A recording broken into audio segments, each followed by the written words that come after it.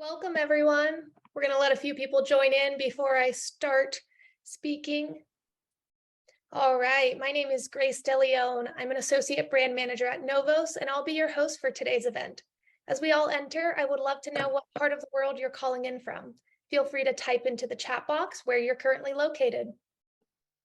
Wow, we have a global audience today. I see people zooming in from Canada, Spain, New York City. I'm currently in Nevada. All right, before I introduce our speaker, I have a few housekeeping items to go over. First off, I want to thank those of you who have already submitted questions. During the event, you could submit more questions in the Q&A box. If you see a question you like, you can upvote it. At the end of the presentation, we will begin the Q&A. We will record and share this event, barring technical difficulties. Okay, everyone, it's time to get started. I would like to give a warm welcome to NOVOS founder and CEO, Chris Mirabili, a serial entrepreneur, brain tumor survivor, and the youngest winner of NYU Stern's Business Plan competition. Chris is known for beating the odds. Early success and failure shaped his business principles, but also taught him the value of living well. Determined to crack the code to longevity, Chris became a self-proclaimed citizen scientist, experimenting with supplements, diet, and exercise has enabled him to reverse his biological age by more than 30%. He created NOVOS, a nutraceutical company with some of the world's top longevity scientists and MDs that help people take control of their health spans and lifespans. Welcome, Chris. Thank you, Grace. Hello, everyone. So I guess I'll jump right in here. So today's webinar is about longevity tests, how you can track and improve your biological age using these tests. So first is the disclaimer, this is not medical advice. Always consult with a professional health expert, ideally specialized in the areas that we're talking about today. So the agenda for today's webinar is first an introduction. What are longevity tests and why should you consider testing?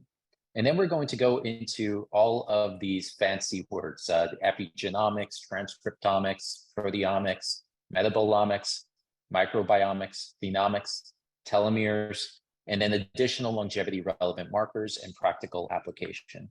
So by the time you're done with this webinar, you're going to know more about longevity and how to test it than practically anyone you know, including doctors. But I promise to keep it pretty high level. So I'm going to share with you something that you probably already know. For each year you're alive, your chances to be affected by one or more health disorders increases, and your risks of death go up exponentially after your first year of life, as you can see in this chart on the right, which is a logarithmic chart. So this is actually not a straight line, it's actually exponential. But this isn't the full story. The charts that I just showed you, they're based on chronological age, which is the time since your birth. But your biological age, which is the age of your cells, your organs, your body, that's going to vary somewhat based on your genes, but predominantly based on your lifestyle. So as this chart depicts, as you get older, your biological age can be further and further away from your chronological age. So your chronological age being this 45-degree line here, you can vary above, which is bad, or below in either direction. And we as a company specialize in leveraging science to reduce your biological age as far below chronological as possible, essentially focusing on keeping you below the chronological age line in this area here. So for each year that you're biologically older than your chronological age, your statistical probability for disease and death increases. Fortunately, though, the opposite is also true. For each year you're biologically younger, your risk decreases. Specifically, your cellular and physical fitness will be impacted by your biological to chronological age ratio. Disease risk for cancer, heart disease, dementia, for Alzheimer's, Parkinson's, diabetes, sarcopenia, the list goes on. As such, your mortality risk is directly correlated to your biological age, and so is your physical appearance. And to that point, as part of the Dunedin study, which is a study that we'll talk more about in a few minutes, Researchers use computer software to merge the faces of the 10 biologically youngest, 10 closest to the mean, which is in the center, and 10 biologically oldest subjects in their study. Mind you, all of them were 45 years old chronologically. And to further emphasize this, as you can see, the difference from the youngest to the oldest is stark. Despite these people all being the same age by the conventional definition of age, their superficial traits are illustrative of their internal biology. It is possible to be dramatically older or younger than your peers biologically. Now, most people tend to think that this is due to genetics, but that's actually not the case. This is a slide that was in my last webinar about longevity lifestyle, but it's worth repeating because it goes beyond genes. In fact, researchers have found that the nature part of the equation is only responsible for 20 to 30% of our lifespan, with the higher percentage being associated with exceptionally long-lived people. These are people like centenarians and super centenarians who live 100 or 110 plus years. For most of us, though, lifestyle and environment, or nurture, as people refer to it, will be responsible for closer to 80% of our lifespans and our health spans. Now, since biological age is so important for health and lifespan, scientists have wanted to track it for decades, primarily to be able to measure the effectiveness of therapies and to extend healthy lifespan, because you can't reliably fix what you can't regularly measure. Only recently has that been made possible with advanced biomolecular technologies. Many of the biological age clocks have been created in the past decade or even sooner, but the field is very complex and has varying degrees of accuracy and precision. So the remainder of this discussion, I'll attempt to bring some clarity to all of this. But before we go specifically into the categories of the clocks, you might be asking yourself, why should I care about these clocks in the first place? So we at NOVOS believe that biological age clocks are the best, most powerful, and most efficient means to track your overall health and the effects of your lifestyle on your aging process. That would be even more effective than the blood tests that you might get at an annual physical. By first measuring your biological age and then some adjunct markers, which we can also speak about in this webinar, then evaluating your results and formulating hypotheses or lifestyle changes that you want to experiment with, then integrating those changes while making sure to minimize confounding factors, then finally measuring again. You have the proper feedback loop that you need to objectively ensure that the steps you're taking for your health are actually improving for the long term, rather than leaving it to blind faith or only being short-term focused at the expense of your long-term health. So the remainder of the discussion is divided into two parts. First, we'll discuss the multiome, what it is, how it's relevant to tracking your biological age. As complex of a subject as this is, just bear with me because I'm going to keep it high level and comprehensive. And then the second part of this presentation is going to go into longevity relevant markers, which you can measure at home. Many of these you can do immediately without any special equipment. You can do it behind your computer screens while I'm going through the webinar if you care to. And I'll quickly explain what those tests are and their relevance to your NOVOS longevity journey. So what biological age clocks and relevant markers currently exist? This is going to be composed of 7 sections. First is epigenetic clocks, then transcriptomic clocks, proteomic, metabolomic, microbiomic, phenomic, and then finally telomere length. And these are all aspects of what's known as the multiome, which we can think of as layers, with your genes being at the foundation of the multiome. But since your genes are hard-coded and the majority of your longevity, as I mentioned earlier, is determined by your lifestyle, we're going to start at the epigenome and epigenetic tests. So epi, which means above or over, based on the Latin derivative, the epigenome can be thought of as a layer above the genome that determines which genes are turned on and which genes are turned off. The genes on DNA are turned on and off by attaching and detaching what's known as methyl groups. You may have heard oftentimes about the idea of methylation. This is where it's taking place. And these methyl groups are added to what's known as histones. Histones are proteins where the DNA wraps itself around to stay compact and to protect itself from damage. And lifestyle and aging, about 70% or so, up to 80%, determine your epigenetic expression, which genes are turned on or off, whether by intention or simply from errors caused by the aging process and related processes. So epigenetic clocks look for patterns that emerge in the epigenome that correlate with age or aging outcomes. So first generation clocks, they looked at they look to correlate the outputs of the clock to your chronological age. And this is where you may have heard the name Steve Horvath or the original Horvath and Hannum clocks come from. This was back in 2011.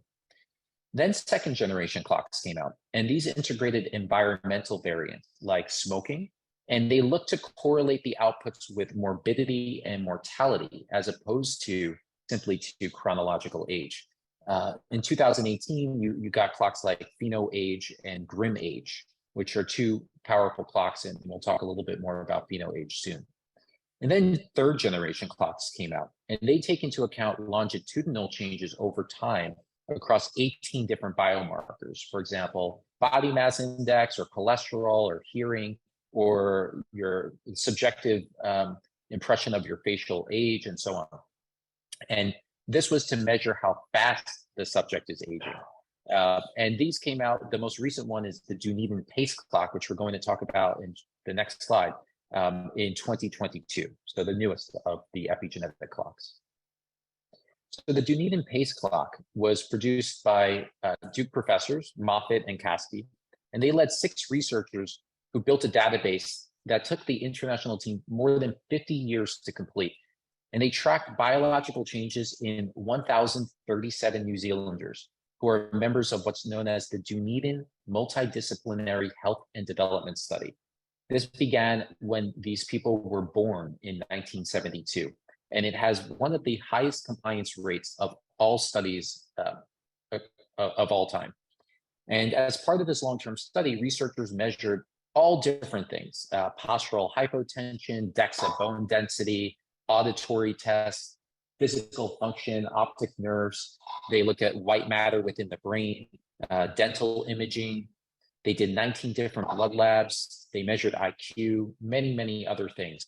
And all of these things can change based on your age and based on your lifestyle and biological age, of course.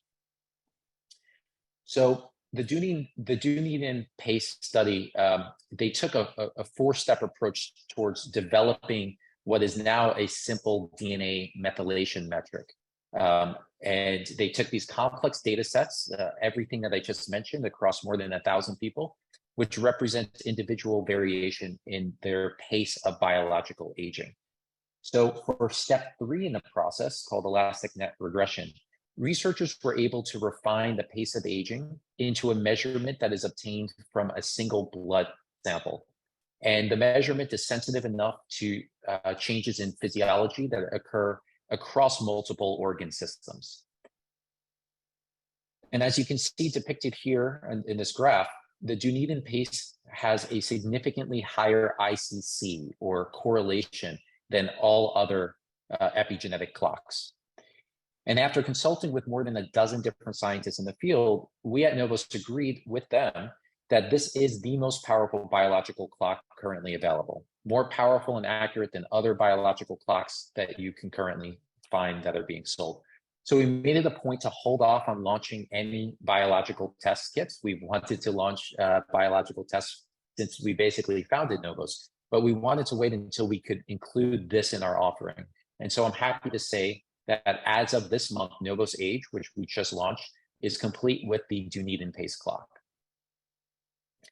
Now next, transcriptomic clocks. The next part of the multiome is the transcriptome, which is the protein coding part of the genome. So this refers to, if you remember from high school biology class, RNAs. So you have DNA and RNA. So RNA are created based on the genes that are expressed, and they are intended to form proteins. So the transcriptome is the precursor to the next step, which is the proteome, which deals with proteins. And compared to epigenetic clocks, There are no widely used transcriptomic clocks just yet. They might be more tissue dependent than epigenetic clocks. So that's also something to consider. In other words, different organs might have specific considerations as opposed to the epigenome, where you can measure it simply in blood. Nonetheless, they do show promise. And for example, microRNA is related to many different diseases such as cancer, cardiovascular disease, hypertension, obesity, diabetes, a lot of the things that go wrong as we get older. And so there is promise to be able to create a clock that can detect this or have a sense for this potentially being in your future based on your current health. So next is the proteome. And the proteome is all proteins that are or can be created by a genome, cell, organ, or organism. And proteins have direct effects on our physiology. They're created via the transcriptome's coding instructions. So the RNA's instructions then lead to the creation of these proteins. And these proteins significantly change their expression levels with age, and they represent functional products, unlike transcriptome changes, which are not always associated with proteome changes. In other words, an RNA might exist, but it might not end up producing the protein that it intends to produce. And so that would then have a direct impact on your physiology, that it was not produced. Common longevity proteins that are associated with longevity include AMPK or AMP kinase, mTOR, telomerase, which deals with your telomeres, and sirtuins. And since it's closer to the observable characteristics or traits of an individual than the genome or the transcriptome, the proteome has become an attractive target for researchers who study aging biomarkers. But unlike epigenetic clocks, proteomic clocks are only price competitive for academics right now, and they have not really been validated in large study cohorts just yet. So there's still requires still more time and work and research before they're ready for the general public. Next is the metabolome. So the metabolome is the complete set of small molecule chemicals found within a cell, within an organ, or within you as an entire organism. And the human metabolome includes all small molecules found in the body, everything from lipids, which are fats, carbohydrates, amino acids, and peptides, which form proteins, nucleic acids, organic acids, biogenic amines, all of the vitamins, minerals, food additives, drugs, and cosmetics that you might be ingesting or putting on your skin and breathing in, contaminants, pollutants, basically any chemical that a human ingests in one way or another that they metabolize or catabolize, or anything that you come in contact with would be part of your metabolome. And molecules that are produced by the human body are known as the endogenous metabolome, so internal endogenous, whereas those that are absorbed from external sources, like from cosmetics or pollution, that would be exogenous metabolome, but also from healthy things like eating food, that would still be exogenous. As a final product of cellular metabolism, the metabolites may provide a more complete picture of biological processes than all of the other omic profiles that I mentioned before. But the metabolomic clocks have not yet seen correlations with chronological age that are nearly as high as the standards that have been set by epigenetic clocks. So to that point, there aren't currently any reliable metabolomic aging clocks. The technology is lagging considerably because of a unique challenge that these types of clocks have. While the previous omic clocks that I mentioned, they have this finite set of building blocks like nucleotides and amino acids. Metabolomics includes a large part of the chemical universe. I mean, practically anything you come in contact with can be part of your metabolome. So that just makes it far, far more complex for scientists to wrap their hands around. Next is the microbiome. The microbiome involves many areas of the body, but the colon or the gut is what's been most focused on. The oral microbiome is probably going to be the next biome that scientists track. Now, the human gut microbiome, it's a microbial community that lives in our digestive tract. And it is composed of bacteria, fungi, viruses, and then all of the genes of all of these species. And researchers have found that the composition and diversity of these species can vary not only by diet and lifestyle and genetics, but also by your age. And with this, scientists have been able to develop methods of predicting biological age based on the microbiological profiles of your gut microbiome. And in the 2020 paper, researchers used what's known as a deep neural network, a form of AI, to achieve results that were within 3.94 years of mean absolute error of chronological age. So that's getting pretty close to chronological age. That's quite accurate. It's getting close to the standards set by epigenetic clocks. Now, certain bacteria have been identified as pro-aging, while others are anti-aging, and that's one of the things that has been discovered through this process. For example, Akkermansia is a pro-longevity bacterial species. And now microbiomic clocks, they have a lot of promising potential, but as of now, all of them are corporate black box IP. So none of it has been subject to the validation in large cohorts of thousands of people, or subject to scientific scrutiny, like the academic process typically would, as we saw with the Dunedin pace clock, for example. So we hesitate to recommend any of them at this point, since we can't look into the science and the algorithms and the results behind these clocks. So next is phenomic clocks. The phenotype is something you'll hear a lot about when it comes to longevity.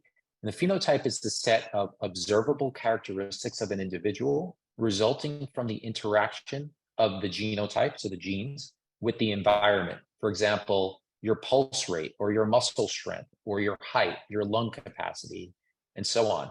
So, when it comes to muscles, for example, you have certain genes, and then by weightlifting or exercising, that's your environment that's stimulating it, but everyone has slightly different genes. And the way that your muscles then develop would be your phenotype for specifically muscles. And when considered in relation to the multiome, it's the final outcome of your genes plus the environment. So nature plus nurture equals your phenotype. And a well-known phenomic clock is what's known as the pheno-age clock. I mentioned this one earlier. It's a somewhat confusing clock because it's a combination of an epigenetic clock and a phenomic clock. So I'm going to try to clarify this. It took me a little bit of time reading through the paper to finally understand this, but essentially the researchers ran an epigenetic analysis alongside a phenotypic and blood test analysis. And they looked at things like lymphocyte percentage and albumin and glucose levels. You can see them all over here on the screen. And then they use that information to create another clock that only requires those blood biomarkers, but plus chronological age to output a biological age and predictions of physical function. So they ran the epigenetic clock and all of these other measures. They got the results, and then they were able to leverage these blood markers to create an algorithm that you can then simply enter these blood biomarker numbers and then get the output of what, in theory, the epigenetic clock would have told you. Now, that's a second generation clock when it comes to epigenetic clocks, and then considering the phenomic clocks as well. A later generation, not yet published, but soon to be published, phenomic clock uses 50 times more data than the pheno-age clock used. And it looks at organ systems from the immune system to cardiovascular, hepatic, brain, pulmonary, musculoskeletal, renal, for your kidneys, and metabolic system. And the study utilized the UK Biobank data and longitudinal organ imaging. So longitudinal meaning over time, images of organs. And it finds that an organ's biological age influences the aging of other organ systems, revealing what they call a multi-organ aging network. So for example, your brain age is most influenced by the biological age of your cardiovascular system, your pulmonary system, and your metabolic system. They also found that specific organ ages can predict 16 different chronic diseases of aging. And that accelerated body aging is associated with lifestyle and environmental factors, your telomere length, and predicts survival time when diagnosed and the likelihood of you suffering from premature death. And this is a promising clock that we're certainly keeping an eye on, but it's brand new, so it will take some time for the scientific scrutiny. Finally, we have telomeres. These are the end caps of chromosomes, and they protect the DNA.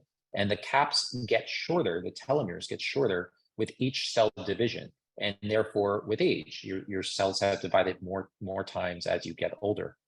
Now, there's a wide range for chronological and biological age. So these tests, although once thought to be promising for a biological age clock, they have since not been found to be accurate enough, since there is such a wide range depending on your age.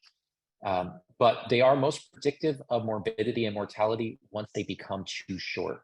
There was a paper in 2017 I came across that suggested that telomere length of 5 kilobases is what they call telomeric brink, which denotes a high risk of disease or mortality.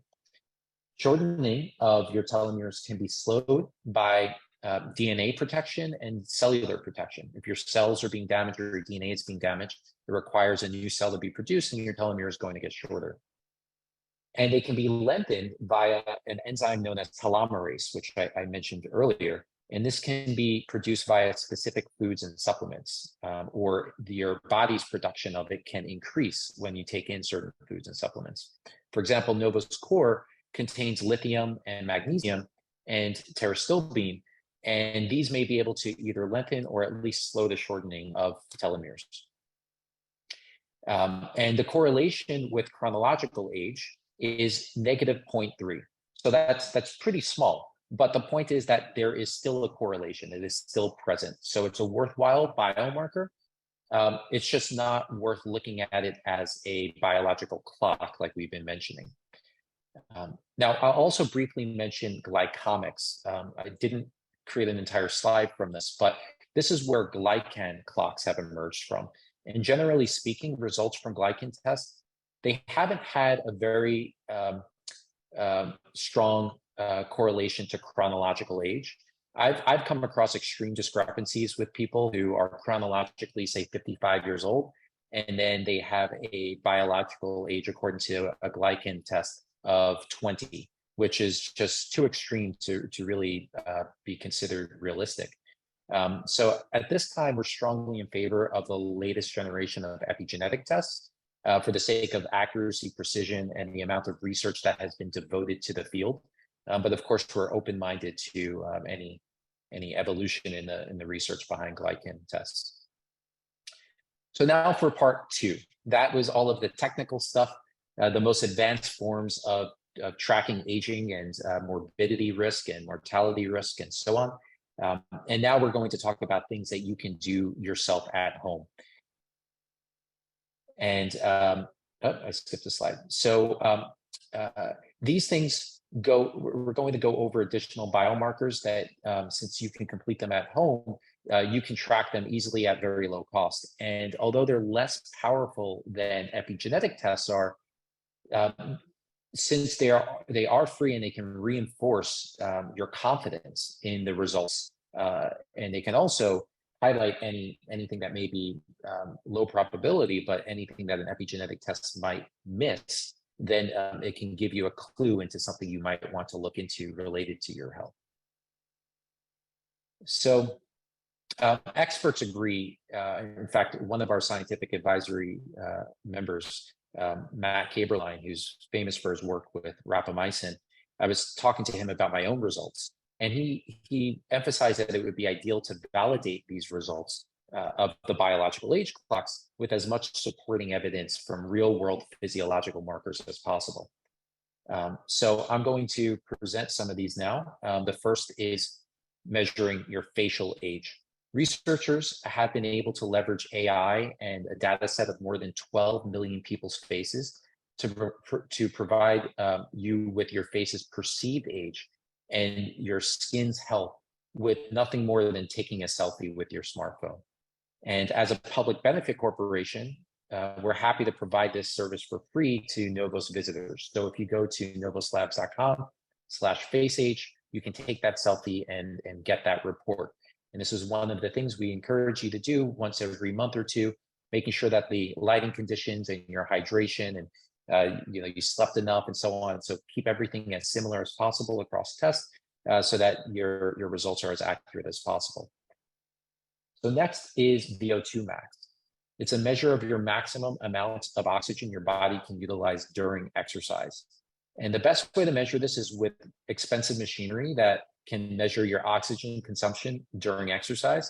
And you can see that in this odd photo of me strapped into all of this equipment at a lab in Prague where we officially did it.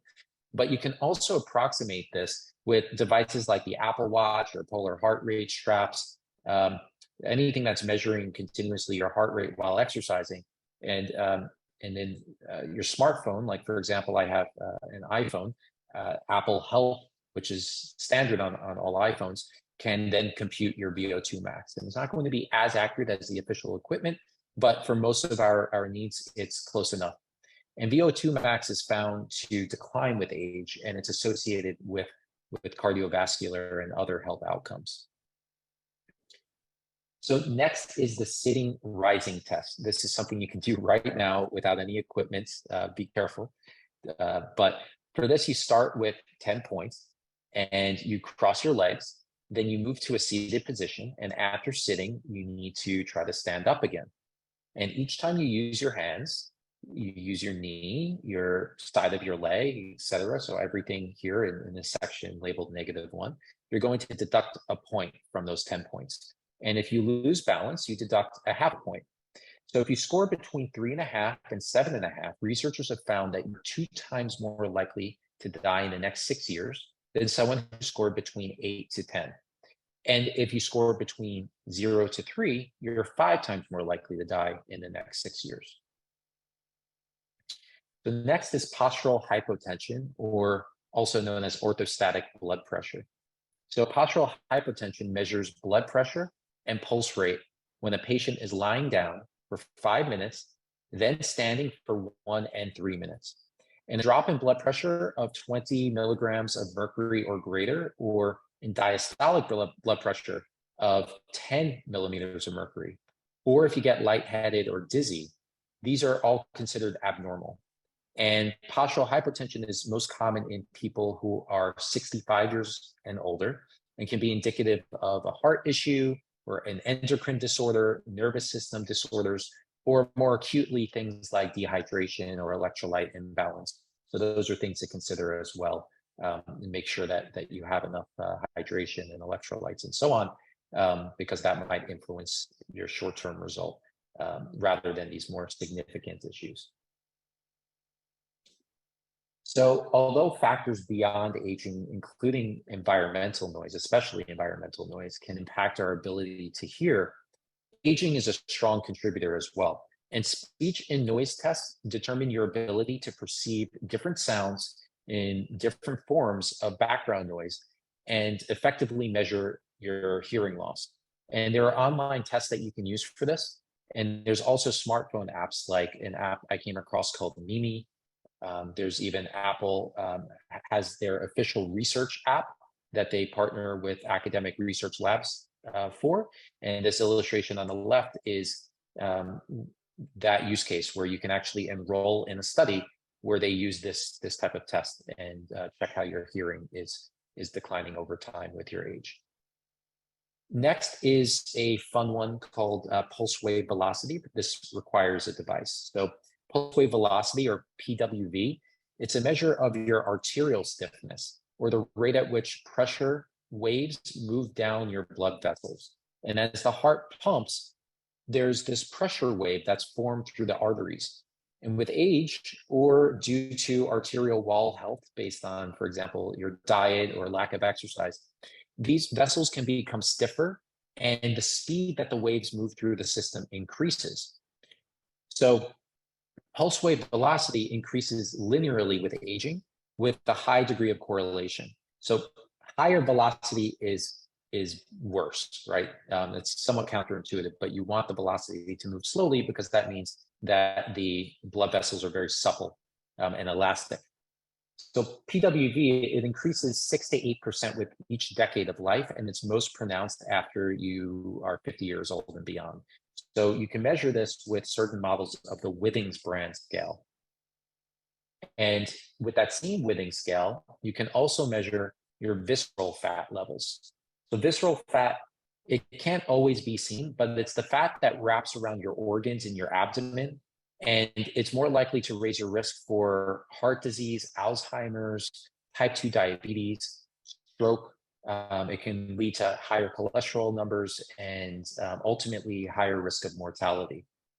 And visceral fat makes more proteins that cause inflammation to your tissues and organs. And it also causes narrowing of your blood vessels. So this can increase your blood pressure, but possibly even the pulse wave velocity that I just mentioned to you. So visceral fat increases with age. And obviously, depending on how healthy you eat and exercise and so on, you can keep that down, even though it will increase with age. Next is cognitive processing speed. So this test, there's one specifically that can measure your verbal memory, your visible memory, psychomotor speed, your reaction time, your attention, executive function, and a whole bunch more. And researchers oftentimes use what's known as the CNS vital signs test. It's an online assessment. It's as far as I know, reserved for researchers, but there might be a way for you to be able to access it as well. So grip strength, this is a popular one. A lot of people have heard about this when it comes to longevity, because researchers have shown that a powerful grip also correlates to longevity. There's a study of over 500,000 adults between 40 and 69 years old, which correlated grip strength to their rates of healthy outcomes for diseases ranging from heart disease to respiratory illness and even cancer. And they found that a grip strength measurement of less than 57 pounds for men and less than 35 pounds for women was associated with, quote, higher overall risk of death and higher risk for specific illnesses.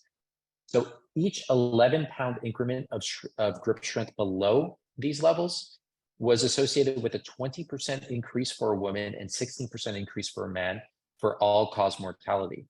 And specifically for heart disease, it increased it 19% for women and 22% for men. For respiratory disease, it was 31% for women and 24% for men. And deaths from all types of cancers increased by 17% for women and 10% for men.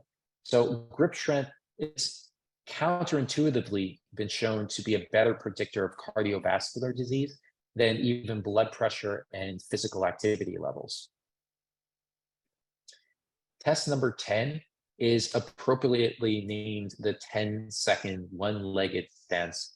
I did that on purpose, and is a simple test that doesn't require any equipment.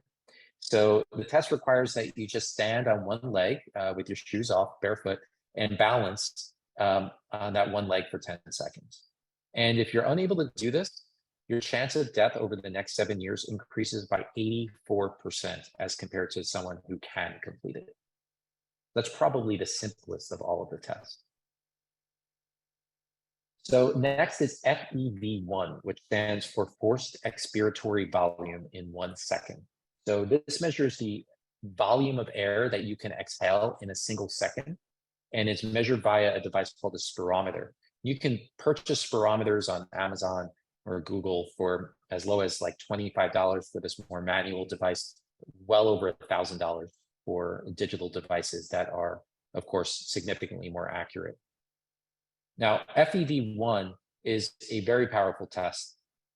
It's the second and third largest predictor of biological age in an upcoming aging clock that Alphabet, or Google's parent company, Calico is one of their companies, found for females and males, respectively. So it's been found to be more important in their experiments than even things like body mass index or the tests that I just mentioned, hand grip strength. And then finally, we arrive at something I'm sure many of you are curious about, which is blood tests. So there are certain blood biomarkers that can be plugged into the PhenoAge algorithm that I mentioned before that can provide you with a biological age, though it's going to be less accurate, significantly less accurate than the third generation Dunit and Pace clock. But those biomarkers are albumin, creatinine, glucose, C-reactive protein, lymphocyte percentage, mean cell volume, red cell distribution width, alkaline phosphatase, and white blood cell count. But then additional biomarkers that you might be interested in beyond the PhenoAge clock, but relevant to longevity and overall health are, of course, HbA1c to get a 3-month average of your blood glucose, blood glucose calculations, ferritin for iron, which can accelerate aging, and little known fact, higher iron levels are directly and linearly correlated with cancer risk. We wrote an article about this, one of our most recent blog posts. If you go to novoslabs.com/iron, you can easily access that article. LDL and HDL cholesterol and their ratios are important. Lipoprotein A and triglycerides are also important. There are many, many other tests, but those tend to be for digging into specific diseases and not necessarily for general longevity markers. So a novel test that's totally optional, unless you have high blood glucose levels that you may have detected from your HbA1c test, is what's very popular right now. They're called continuous blood glucose monitors, or CBGs.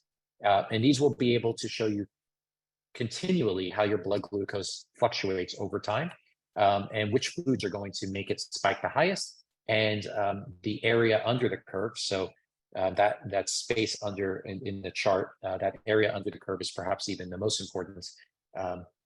And you can detect that and learn which foods to eat and which foods to avoid to improve your blood glucose. But this isn't necessarily a longevity intervention unless you have high blood glucose levels.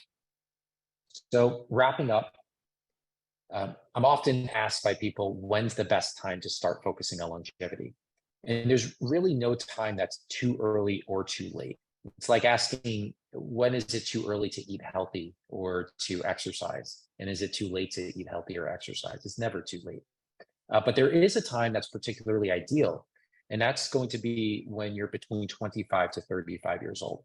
It's because at that point, as this chart shows, the chances of having a chronic disease of aging, although they're low, the rate of prevalence begins to accelerate significantly. So this is a really fantastic time for you to begin to focus on the biological causes of aging and integrating a NOVOS longevity journey into your lifestyle in an effort to slow down the biological aging process. So bringing it all together, you saw this at the beginning of the presentation.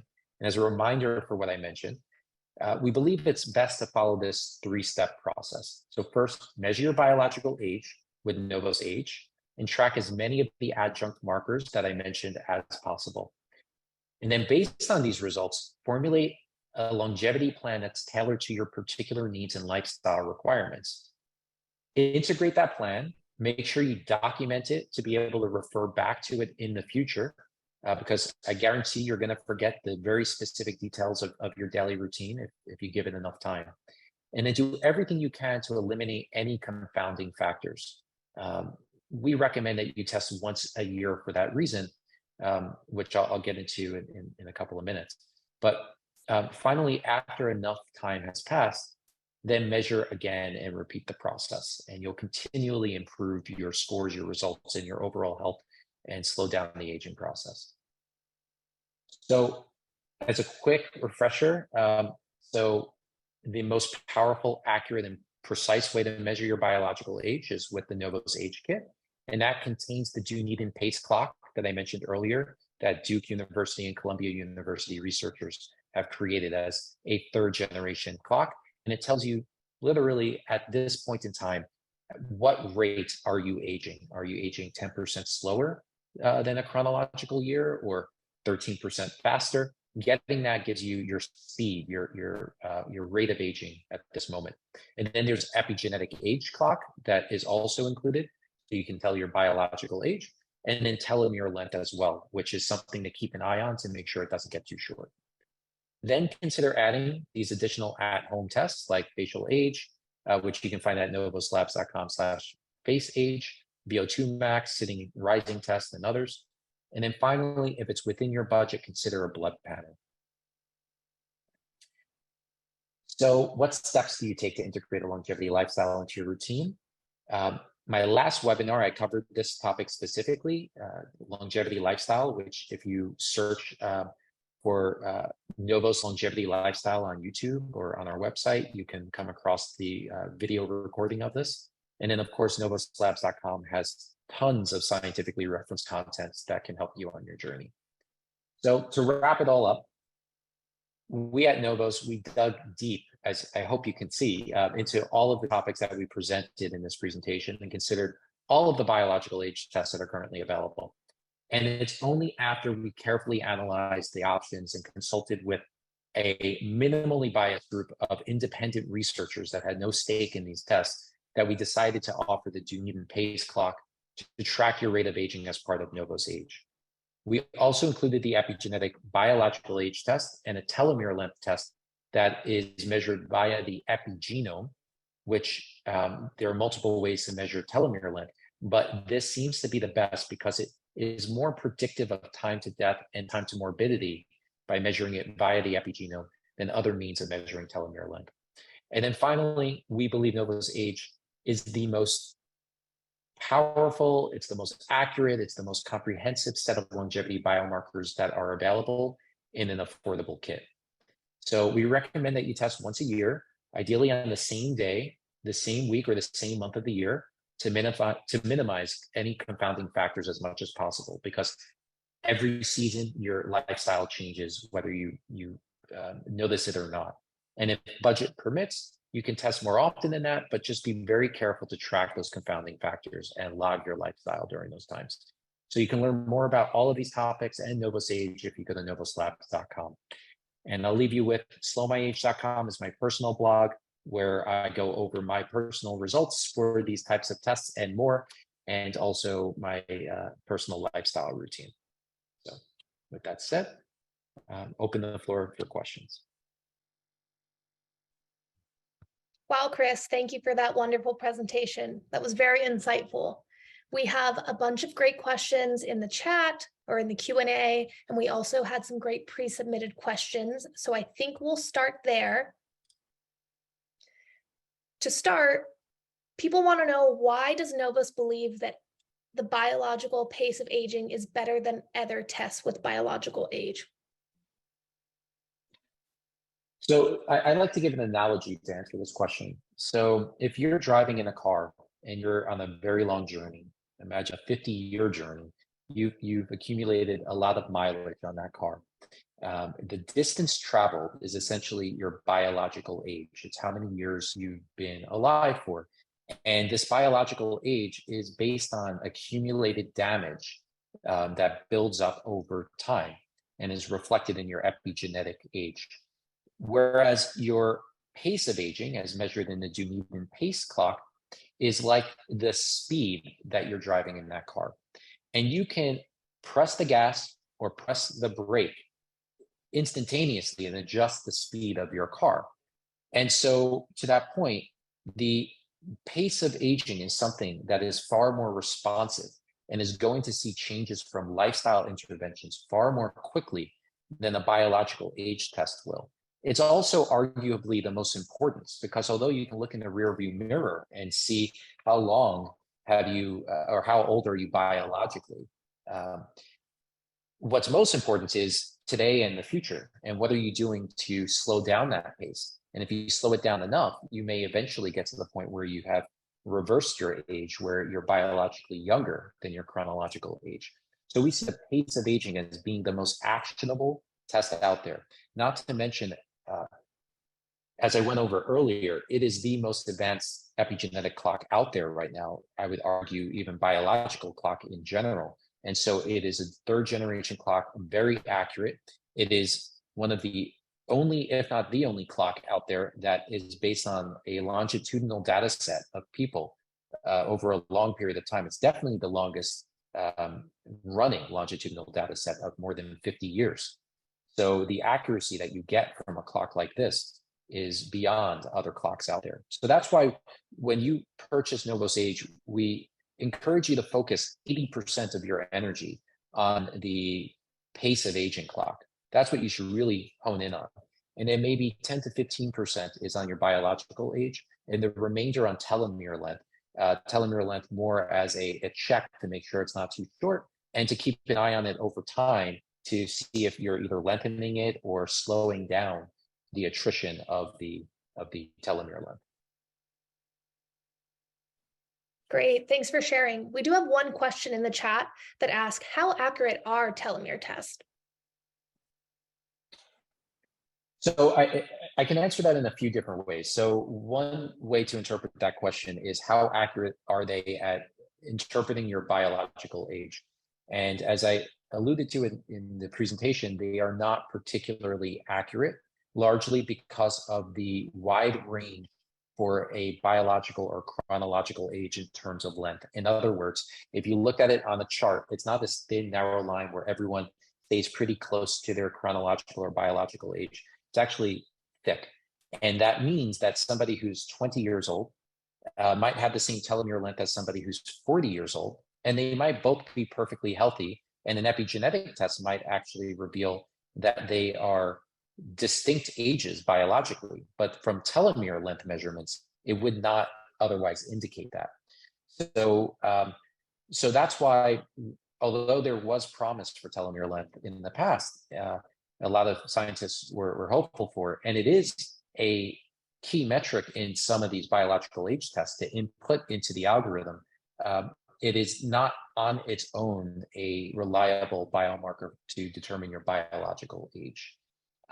In terms of another way to interpret the question, the accuracy of telomere measurements can vary depending on the specific telomere that, or set of telomeres that the analysis is looking at. That's why we believe that the approach through which we're detecting telomere length through the epigenome is actually more effective, because it's looking at throughout the body the effect of these telomeres and by implication the telomere length, which is then more closely associated with things like morbidity, as I mentioned earlier, and then directly measuring a single telomere, for example. Great, thanks for sharing. Could you dive deep into our product suite and our recommended directions of use? Sure. So, so we've got 3 products currently. The first product is NOVOS Core, a product that we're very proud of. I have it here. So NOVOS Core is a drink mix with 12 different ingredients. It would be too heavy to fit into capsules. That's why we made it as a drink mix. And you take a sachet of the powder and you pour it into your water and you drink it every day. We recommend that you drink it while having a meal or after a meal on a full stomach. It will slow down the absorption of it. And some of the more lipid soluble ingredients like fisetin will be absorbed better if you have a little bit of fat in your stomach when you're eating or consuming NOVOS Core. If you want to be an overachiever, you can also split it up into 2 different meals. So I personally have it with my first meal of the day, and then I have the mid-afternoon snack oftentimes, and I'll have it between those 2 meals. The second product is NOVOS Boost. This contains one very powerful ingredient, nicotinamide mononucleotide, or NMN for short, not M&Ms as a lot of people say, but NMN. And this is best taken first thing in the morning. So you can pop these on an empty stomach. You can do it while fasting as well. And that's how we recommend you take this. And then when it comes to NOVOS Age, which we just released this month, the test kit that I've been referring to, this is what it looks like. And you pop it open and you have this nice instruction manual in here with all of the steps. And then you would, it is a blood swab. So you would take some of that blood and you would smear it out onto this card. You can see this tiny little circle. You just want to smear your blood onto that card. A lot of people ask, do you need to fill the whole thing completely 100%? And the answer is no. You want to get as close as you can, but if you're filling up half of it or 2/3, you're going to be good to go. And we recommend that, although it's less, it's basically pain-free or close to pain-free to prick your finger on the side. If you want to increase blood flow, if you're having trouble, you can then move on to the center of the finger and make sure you have warm hands. Maybe exercise or put your hands under warm water. That'll get the blood flowing. And then you should be able to pretty easily get enough blood to fill this tiny little circle.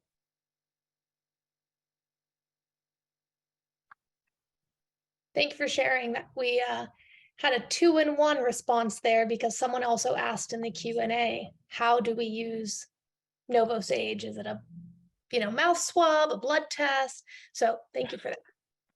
Sure, and I would very quickly just add that there are mouth swab tests out there, and they're, in terms of accuracy, like, we are all about giving you the most scientifically advanced formulations, tests, and so on. And so that required blood. So a little bit more invasive, but well worth it for the sake of accuracy. If you're spending money on this, you want accurate results. That's right. Regarding accuracy, we have a question in the chat that says, how reputable are the results from do net and paste tests? Meaning, if you did 5 separate blood samples at the same time, how close would those results be? That's a good question. I don't have a precise number for this. We could probably go through the literature and get a better idea, or speak to the researchers directly. But it does have a low margin of error. And so that would imply that if you are doing multiple tests at the same time, that you're going to get results within a couple of percentage points, probably 2 to 3% of what the of each other. So it does have one of the lower error rates compared to the other biological clocks out there, one of the lowest, in fact. So I don't have a precise number to answer right now, but that's something we can get back to you with. Thank you. We only have about a minute left, so we'll finish up with one question, and that is, if you could only suggest one thing to increase your longevity, what would it be? Well, I would love to say, take NOVOS products, but that would be somewhat disingenuous of me. I would say that the single most important thing you can do is absolutely free. And it comes down to, I'd love to include everything like sleep and activity and so on. But if I had to choose just one, I would go with your eating habits, particularly, of course, what you consume is very important. So the vitamins, the minerals, the macronutrients, and so on. But I would say the timing. So assuming everyone is eating relatively healthy, right? So we'll just set that as the assumption. I would say integrating some fasting into your routine. So you can start with time restricted feeding, where you're only eating for, say, a 6 or 8 hour window, say 11 a.m. to 7 p.m. each day to start, and maybe make that narrower and narrower as you go along, within reason. Especially if you exercise, you don't want to make it too narrow where you're not getting enough calories in the day and you're essentially starving yourself over the long term. That's not ideal either for lifestyle reasons and general health. But you can start with that and then make that into maybe a 3 or 4 or 5 hour eating window. And then ideally, you can also integrate prolonged fasting. So maybe start with 24 hours. I personally, every week, go, most weeks, not all, Thursday to Friday for 24 hours without eating. So dinner to dinner. And then once a quarter or once every 6 months, try to go as long as 3 days is the max I've done, 72 hours in a water only fast. I should say water plus electrolyte only fast. And that has been found to have profound benefits for your general health and your longevity. And it's even been found, this is no medical advice whatsoever, but people with autoimmune disorders have found relief from symptoms when extending their fast. And many other things have been seen anecdotally, at least, from people who are challenging themselves with prolonged fasts. That's awesome. I'm currently beginning my own fasting journey. It's about 2 p.m. Eastern time, and my stomach is starting to growl. So almost time for breakfast for me. All right, everyone, that is all we have time for today. Before we sign off, I wanted to let you all know that I did link a fasting blog in the chat for you to read up on. In addition, you can ask us questions at any time. If you go to our Instagram, you can click the link in our bio. It's called NOVOS Ask Me Anything, and you could drop questions there. If we didn't get to your questions today, I recommend heading over there and putting your questions in that link in bio section. We plan on keeping this link up indefinitely, so you can ask us any longevity, biohacking, and health and wellness related questions. We'll do our best to answer these questions during events like today, across social media, in email, and more. If you're interested in learning more about how to live younger for longer, our blog, which we'll link right now, is a great educational resource. That's all I have on my end. Chris, did you have any last remarks? Yeah, so I would just encourage everyone to take advantage of what we put out there for your consumption. We have lots of free resources at novoslabs.com. We're going to continue producing free resources. We are a public benefit corporation, and it is part of our mission to extend humanity's lifespan as much as possible. Our goal is to add 1 billion years to humanity.